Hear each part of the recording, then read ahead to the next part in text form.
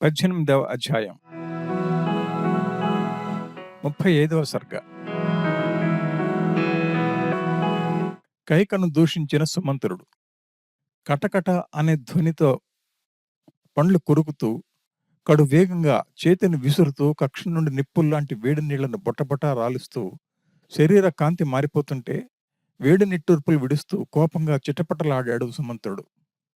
రాజు మనసు తెలిసిన వాడైనందున కైకను తాను తిట్టినా రాజుకు కోపం రాడని భావించి కైక గుండెలు పగిలేలా పటపటా తునకలయ్యే మాటల బాణాలను వదిలాడు. తన మాటల దెబ్బలతో కైక శరీరం నలిగిపోవాలని పొగరమోతు నడవడి గల దానిని చూచి సుమంత్రుడు ఇలా అన్నాడు: ఓసి, ప్రాణభర్త భూమిపతి దయావంతుడైన దశరథుని వదిలిన నీకు చేయలేని పనేదైనా ఉందా? నువ్వేమాడదానివే? ఎలాంటి దుష్ట స్త్రీ అయినా ఇలా చేస్తుందా?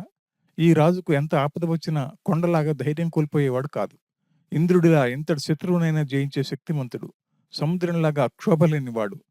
అలాంటి దేహబలం మనోబలం కలవాడిని నువ్వు నీ కుచ్చితప్పు చేష్టల వల్ల నడుం విరిగి కులబోయేటట్టు నలుగురిలో అవమానం పాలయ్యేటట్టు చేశావు. ఎంత నేర్పరివే నువ్వు! ఓసి దుర్మార్గురాలా, నువ్వు భర్తను చంపిన దానివి మాత్రమే కాదు, కులాన్ని నాశనం చేసిన దానివి కూడా అని అంటాను. స్త్రీకి 1,000,000 మంది కొడుకులున్న పతి అసమర్థుడైన భర్తను అనుసరించే ఉండాలి. అదే క్షేమం. అలాంటిది నువ్వు కోరిన వరాలనిచ్చే మగడిని నీ వయసునే పొగరుతో ఇలా బాధించవచ్చా? లోకంలో ధర్మ ప్రకారం ఒక రాజు మరణిస్తే పెద్ద కొడుకు రాజ్యం చేయడం శాస్త్రసమ్మతమైన పని. న్యాయం ఇలా ఉంటే ఈ రాజు ఊపిరితో ఉండగానే అదే న్యాయాన్ని పాడు చేయాలనుకుంటున్నావు. నీ కొడుకే రాజు అయితే ప్రభు అయినా మేం చేసేది చేస్తాం. అదేంటో దృఢంగా చెప్తా విను. ప్రజలమైన మేమందరం శాశ్వతంగా శ్రీరాముడు ఎక్కడ సంతోషంగా తిరుగుతుంటాడో అక్కడే సంతోషాన్ని అనుభవిస్తూ నివసిస్తాం. శ్రీరాముడు ఎక్కడుంటే అక్కడే మాకు సర్వ సౌఖ్యాలు, సర్వభోగాలు, సర్వ సంతోషాలుంటాయి. కానీ న్యాయం తప్పిన ఈ ఊళ్ళో మంచి బుద్ధిగల పండితులు, మంచి నడవడి గల సాధువులు, పెద్దవారు ఎవరు ఉండరు. ఆహా, ఏమి విచిత్రం!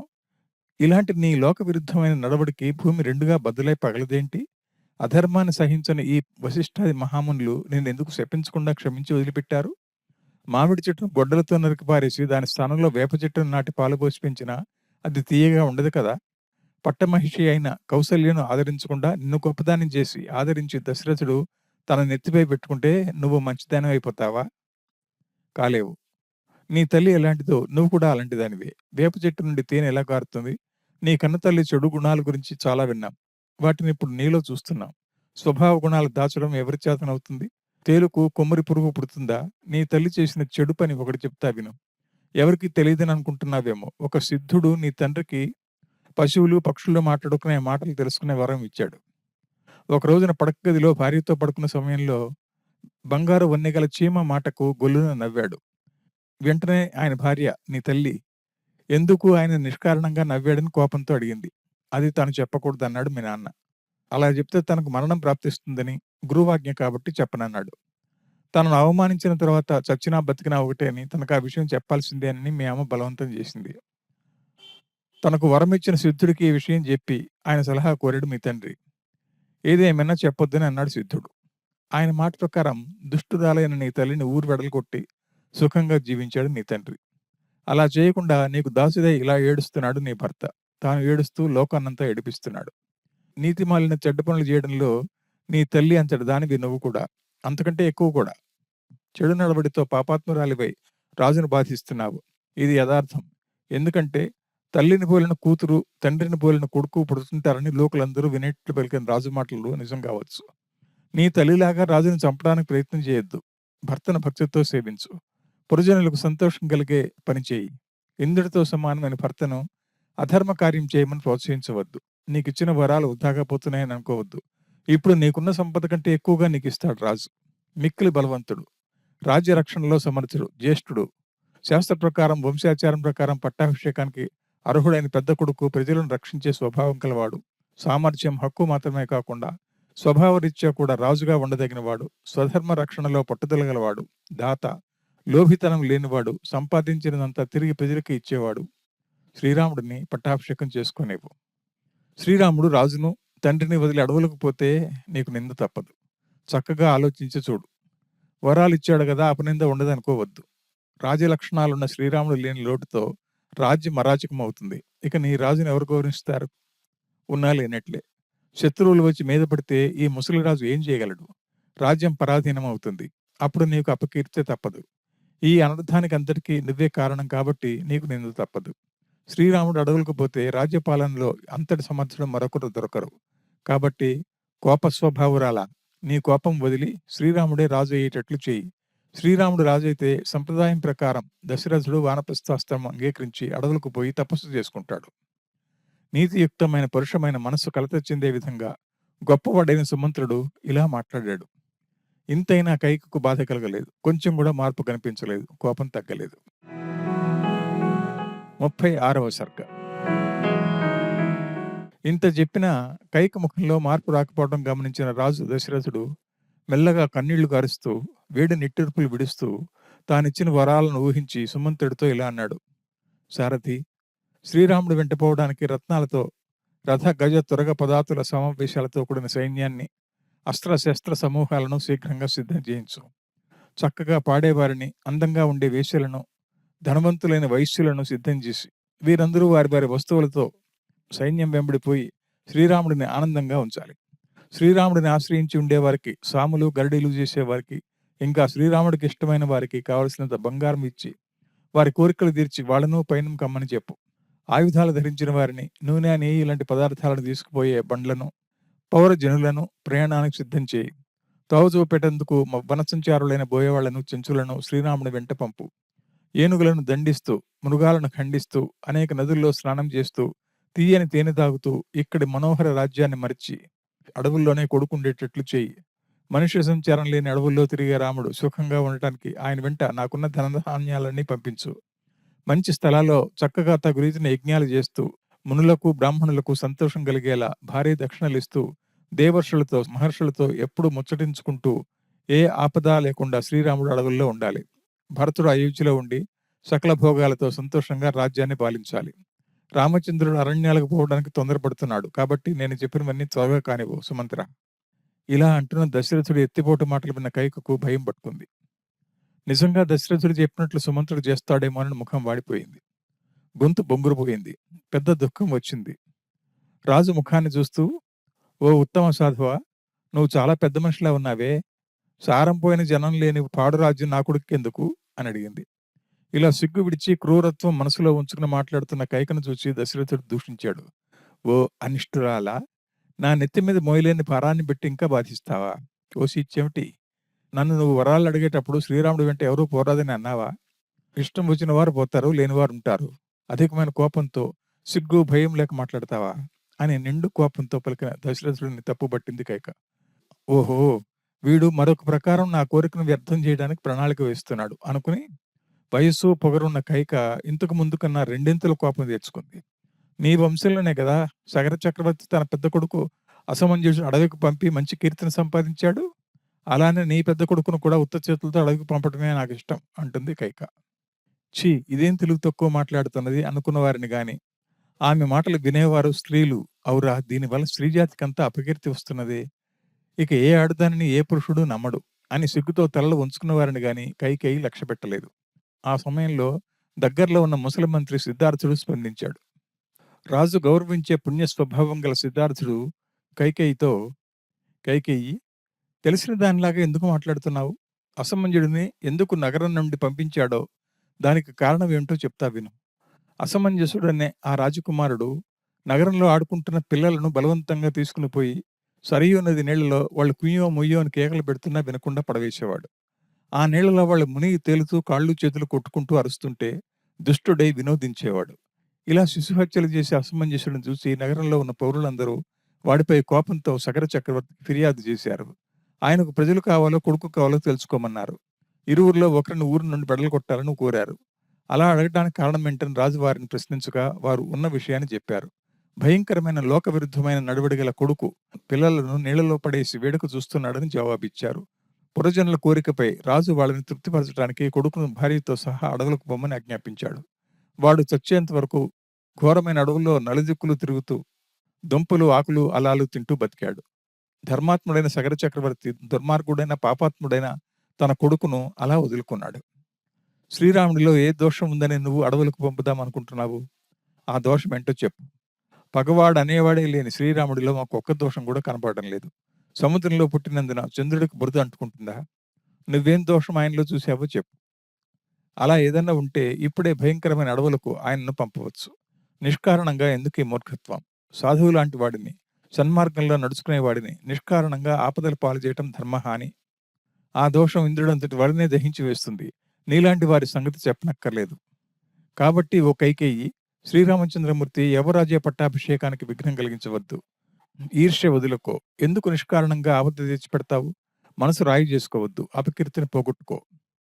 ఈ విధంగా అంటున్న సిద్ధార్థుడి మాటలు వింటున్న దశరథుడు కైకతో అన్నాడిలా: పాపాత్మురాలా, ఈ మాటలేవీ నీకు రుచించవు కదా! నీకు నాకు ఏది మేలు అదే ఆలోచించలేవు. లోభగుణంతో చెడ్డ తోవలో పోదామనుకుంటున్నావు. నీచమైన కార్యం చేస్తున్నావు. ఎందుకీ మంకుతనంతో అందరినీ బాధపెడతావు? ఓసి చెడు మనస్సుదానా! సుఖం, ధనం, రాజ్యం, ప్రభుత్వం సర్వస్వం వదిలి శ్రీరాముడి వెంట నేను అడవులకు పోతాను. శాశ్వతంగా ఈ ప్రభుత్వాన్ని నువ్వు నీ కొడుకు మీ నెత్తిపై కొట్టుకోండి. ఈ అన్యాయ ప్రభుత్వాన్ని నేను ఒక్కరోజైనా చూడగలనా? 37వ సర్గ. మంత్రి, తండ్రి, ఇతరులు చెప్తున్న మాటల్ని వింటున్న రామభద్రుడు కడు వినయంతో, చలించిన ధైర్యంతో, భక్తి అతిశయంతో ఇలా అన్నాడు: తండ్రి, మీరందరూ అడవికి వస్తామంటున్నారు. ఏం చేయడానికి? నేనైతే అన్ని సుఖాలను వదిలిపెట్టి సర్వసంగ పరిత్యాగం చేసి దండకారణ్యంలో తిరుగుతూ ఆకులల్లాలు దండిగా తింటూ కాలం వెళ్ళబోస్తాను. నాకు మీ జంజాటం ఎందుకు? ఇంకా మీకు భ్రాంతి ఎందుకు? ఏనుగును దానం చేసి కట్టడానికి తాడివ్వడానికి బాధపడుతున్నావు. ఈ సైన్యాన్ని నా వెంట పంపితే ప్రయోజనమేంటి? నేనెవరి మీదనైనా దండయాత్రకు పోతున్నానా? కైక సంతోషించే విధంగా వాటన్నింటినీ భరతుడికి ఇస్తాను. నాకెందుకు ఇవన్నీ? నాకు కావలసింది నారచీరలు, గంప, గడ్డపార. అవి త్వరగా తెప్పించు చాలు. నేను 14 సంవత్సరాలు అరణ్యంలో ఉంటాను. దశరథుడు చెప్పిన దానికి శ్రీరాముడు అంగీకరిస్తాడేమో, సమస్త జనులు శ్రీరాముడు వెంట పోతారేమో, తన కోరిక వ్యర్థమవుతుందేమో అని విచారపడుతున్న కైకకు శ్రీరాముడి మాటలు విని దక్కిందిరా రాజ్యం అని మిక్కిలి సంతోషించి ఉప్పొంగిపోయింది. స్వయంగా తానే నారచీరలు తెచ్చి, రామా, వీటిని కట్టుకో అని పురజనులందరి ముందర సిగ్గు, జంకు, భయం లేకుండా శ్రీరాముడికి ఇచ్చింది. ఇలా ఎప్పుడైతే నారచీరలు తన చేతికి వచ్చాయో వెంటనే శ్రీరాముడు తాను ధరించిన సన్న వస్త్రాలు తీసివేసి పక్కన పెట్టి సంతోషంగా నారచీరలు కట్టుకున్నాడు. ఆయన కట్టుకోగానే తండ్రి చూస్తుండగానే లక్ష్మణుడు కూడా కట్టుకున్నాడు. శ్రీరామ లక్ష్మణులు నారవస్త్రాలు కట్టుకున్న తర్వాత సీతను కూడా కట్టుకోమని ఆమె చేతికి కైక నారచీరలను ఇచ్చింది. పట్టు వస్త్రాలు కట్టుకున్న సీత సిగ్గుతో వలను చూసిన ఆడజింకలాగా భయపడిపోయింది ఒక క్షణం. వాటిని ఎగాదిగా చూస్తూ, పతివ్రత ధర్మం తెలిసిన స్త్రీ కాబట్టి భర్త కట్టుకుంటే లేనిది తనెందుకు కట్టుకోరాదని ఆలోచించి వాటిని తన చేతిలోకి తీసుకుంది. వస్త్రాలను తాకిన సీతకు ఇలాంటి కరుకు వస్త్రాలను గంధర్వులతో సమానమైన తన భర్త ధరించగదా అని దుఃఖపడింది. శోకంతో నిండిన కళ్ళతో భర్తను చూసింది. నాథ, ఈ నార వస్త్రాలను అడవుల్లో మునులు ఎలా కట్టుకుంటారో అంది. వాటిని కింద మీద పైన తిప్పి చూసి ఒక చేత్తో ఒక చీర తీసుకుని మెడ కింద తగిలించి గడ్డంతో అదిమి పట్టి రెండోది తీసుకుని ఏం చేయాలో తెలియక సిగ్గుపడింది. అలా ఉన్న ఆమెను చూసి శ్రీరాముడు ఆమె దగ్గరకు వెంటనే పోయి ఆమె కట్టుకున్న చీర మీద దాన్ని కప్పే ప్రయత్నం చేశాడు. శ్రీరాముడు తానే తన ప్రియమైన భార్యకు చీరలు కడుతుంటే చూసిన అక్కడున్న స్త్రీలందరూ కళ్ళల్లో నీళ్లు కార్చారు. మాటలు తడబడుతుంటే, రామా, సీతను అడవికి పొమ్మని ఎవరు చెప్పారు? ఈ ఉత్తమ స్త్రీని నువ్వెందుకు అడవులకు తీసుకుని పోతున్నావు? అయ్యా, మా మాట విను. పిలుచుకుని పోవద్దు సీతను. మీ తండ్రి నిర్బంధం వల్ల నువ్వు అడవులకు పోతే ఇక్కడున్న సీతను చూసైనా మేం బాధపడకుండా ఉంటాం. నువ్వు నీ తమ్ముడు మగవారు కాబట్టి ఒకరినొకరు తోడుగా అడవుల్లో సంచారం చేయడానికి పొండినాయన. కోమలి సీత అడవుల్లో మునుల్లాగా ఎలా ఉండగలదు? ఎలా కష్టపడగలదు? అయ్యా, మా మాటలు వినవయ్యా. జానకిని వదిలిపెట్టిపోవయ్యా, నీకు పుణ్యం ఉంటుంది. నువ్వు ధర్మాన్ని తలచి పితృవాక్య పాలన కొరకు అడవులకు పోతే పోవచ్చు. అలా అక్కడున్న అంతఃపుర స్త్రీలు అంటుండగానే ఆ పలుకులను వినిపించుకోకుండా శీలవతి అయిన సీతకు నార వస్త్రాలు కట్టాడు శ్రీరాముడు. శ్రీరాముడు నేర్పిన విధంగా నార చీరలను చక్కగా కట్టుకుంటున్న సీతను చూసి అవి కట్టుకోవద్దని 1-2 సార్లు చెప్పి నిర్దయతో కూడిన నడవడి గల కైకతో కోపంగా ఇలా అన్నాడు వశిష్ఠముని: ఓసి వంశనాశకురాల, భయంకర చరిత్ర గల దుష్ట నడవడి గలదాన, వంచనతో రాజును మోసగించి ప్రమాణం చేయించుకుని అంతటితో ఆగక ఎందుకు నీ మర్యాద మీరిపోతున్నావు?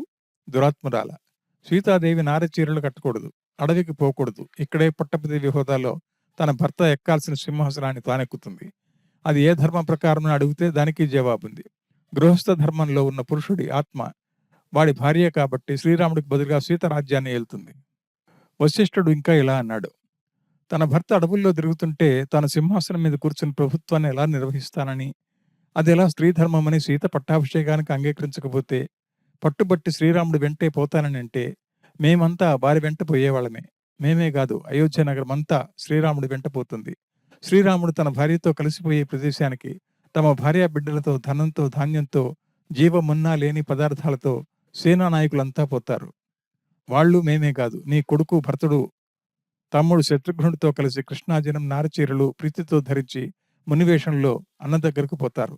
అప్పుడు పాడుబడిన ఈ రాజ్యాన్ని సర్వజనులకు అప్రియమైన మనసుగల నువ్వు గ్రహించి, నీ అధికారాన్నంతా తప్పొప్పులు ప్రశ్నించేవాళ్ళు లేకుండా, ఏ బాధ లేకుండా చెట్ల మీద, చేమల మీద ఉపయోగించి పాలించు. త్రికాల వేదైన వశిష్ఠుడు చెప్పిన ఇదంతా యథార్థమైంది. వానప్రస్థులాగా నందిగ్రామంలో భరతుడున్నాడు. రాష్ట్రం, రాష్ట్రం అంటున్నావు ఓసి కాముక. శ్రీరాముడు పాలించిన రాష్ట్రం ఒక రాష్ట్రమే కాదు. శ్రీరాముడు ఉండేది అడవైనా అది రాష్ట్రమే అవుతుంది. ప్రీతితో తనకు తండ్రి ఇవ్వని రాజ్యం పాలించడానికి భరతుడు ఎలా అర్హుడవుతాడు? కావచ్చు, కాకపోవచ్చు. అది వేరే మాట. భరతుడు ఈ రాజుకే పుట్టినవాడైతే నిన్ను తన తల్లిగా చూడడానికి కూడా ఆసక్తి కనపరచడు. నా మాట విను. భూమి మీద నుండి ఆకాశానికి నువ్వెంత ఎగిసిపడినా తండ్రి వంశాచారం తెలిసిన భరతుడు ఆ ధర్మానికి హాని వచ్చే విధంగా ఎందుకు నడుచుకుంటాడు? ఓసి మిటుకులాడి, కొడుకు మీదున్న ప్రేమ వల్ల అతడికి కష్టాలు తెచ్చిపెట్టావు. ఇది నీకు తెలియదు కదా. నీ నెత్తి మీద మట్టి తెలియకుండా నువ్వే వేసుకుంటున్నావు. అలా ఎలా జరుగుతుందంటావా? శ్రీరాముడిని సేవించిన మూఢుడు ఒక్కడు కూడా లేడు. కైక, ఇది సత్యం. కైక, నువ్విప్పుడే నీ కళ్ళతో చూస్తావు. ఏం చూస్తానంటావా? తొందరపడవద్దు. నా మాట నిజమో అబద్ధమో చూస్తావు. భూమి మీద ఉన్న పశుపక్ష్యాదులు, మనుషులు, పాములు అయోధ్యను విడిచి శ్రీరాముడు వెంటపోతే నడవ చేతగాని చెట్ల మీదున్న పళ్ళు, చెగుళ్ళు, పూలు రాలిపోతూ శ్రీరాముడి దిక్కుకే చూస్తాయి. పాపపు కుచిత చరిత్ర. నువ్వు శ్రీరాముడిని ఒక్కడినే కదా అడవులకు పొమ్మని కోరవు. మిగిలిన వారు ఎలా పోతే నీకెందుకు? వాళ్ళనెందుకు నువ్వు నిర్బంధిస్తావు? సీత ఎలా పోతే నీకెందుకు? కాబట్టి సీత తన భర్తతో ఎప్పటి వల్లనే అలంకరించుకుని ఆభరణ సహితంగా ఆమెకు కావలసినవన్నీ తీసుకుని అడవికే పోవాలి. వాహనాలు, అందమైన చీరలు, సొమ్ములు, దాసీ జనాలు, ఇంకా కావలసిన ఏర్పాటుతో ఆమె భర్తతో పోవాలి. నువ్వు నీ భర్తను వరాలు అడిగేటప్పుడు ఈ ఉత్తమ స్త్రీని నారచీరలు కట్టుకోవాలని అడగలేదు కదా. ఎందుకు ఆదరాబాదరాగా ఏదో మునిగిపోయినట్లు ఆమెకు నారచీరలు ఇచ్చావు? ఈ విధంగా బ్రాహ్మణ శ్రేష్ఠుడైన వశిష్ఠుడు అన్న మాటలను మనసులో పెట్టుకోకుండా, భర్త మాట తన మాటగా, ఆయన మార్గమే తన మార్గంగా ఉండేందుకు ఇష్టపడేది గనుక సీత నారచీరనే సంతోషంగా ధరించింది. 38వ సర్గ. వశిష్ఠుడి మాటలను పట్టించుకోకుండా సీత నార వస్త్రాలను పట్టుచీరల్లాగా భావించి కట్టుకుంటుంటే చూసిన వారందరూ కఠినమైన పదజాలంతో దశరథుడిని చీకొట్టారు, ఏడవసాగారు. అలా అక్కడి వారు పెట్టే చీవాట్లకు, వారి ఏడుపులకు స్పందించిన దశరథుడు, ఇక మనం బతకటం వ్యర్థం, మరణమే తగిన శరణం. బతికినా ఇదివరకు వచ్చిన కీర్తి అంతా నాశనమైంది. ఇక రాబోయేది అపకీర్తే.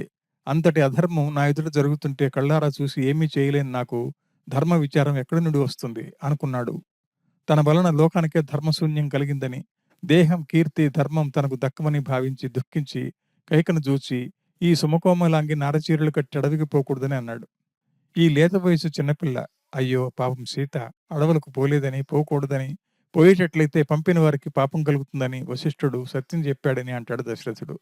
మహారాజు కూతురై లోకంలో అందరిలాగా కాకుండా భూమిలో పుట్టి పతివ్రతే, ఏ పాపం తెలియని బాలశోభావతి సీత ఈ విధంగా తాపసిలాగా నారచీరలు కట్టి అందరూ చూస్తుండగా సభా ప్రదేశంలో నిలబడి ఉండటానికి ఏం పాపం చేసిందే? ఓసి, సీతను నారచీరలతో వనవాసానికి పంపుతానని నీకు నేను ప్రమాణం చేశానా? ఎందుకిలా ఈమెను ఈ విధంగా నిర్బంధిస్తున్నావు? యథాసుఖంగా సమస్త ఆభరణాలతో ఆమె పోవాలి. ఆమెందుకు నిష్కారణంగా ఆయాసపడాలి? కాబట్టి నారచీరలు కట్టుకోకూడదు అని అంటాడు కైకతో. సీతాదేవి పతివ్రత, తుల్యశీల అని కాదా చెప్పడం జరిగింది. అలాంటి ఉత్తమ పతివ్రత భర్త నారచీరలు కట్టుకుంటే తాను ఎలా పట్టుచీరలు కట్టుకుంటుంది? ఇది వ్రతభంగం కాదా? కాదనే ధర్మం చెప్తున్నది. ఎందుకంటే పట్టుచీరలు కట్టుకున్నప్పటికీ ఆమె కామాసక్తితో భోగం, సుఖం కోరి ఆ పని చేయడం లేదు. పతివ్రత, తుల్యశీల కాబట్టే వశిష్ఠుడు లాంటి వారందరూ వద్దు వద్దన్నప్పటికీ నారచీరలే సంతోషంగా కట్టుకుంది. దశరథుడు ఇంకా ఇలా అన్నాడు. శ్మశానానికి పోవడానికి నాకు కాలం సమీపించినందున వినాశకాలే విపరీత బుద్ధి అన్న చందాన దుష్టుడనై పద్ధతి తప్పి కామంతో, నీచి బుద్ధితో క్రూరమైన ప్రమాణం చేశాను. శ్రీరాముడి మీద ప్రమాణం చేశాను. మాట తప్పితే శ్రీరాముడికే కీడు, మాట తప్పకపోయినా శ్రీరాముడికే కీడు.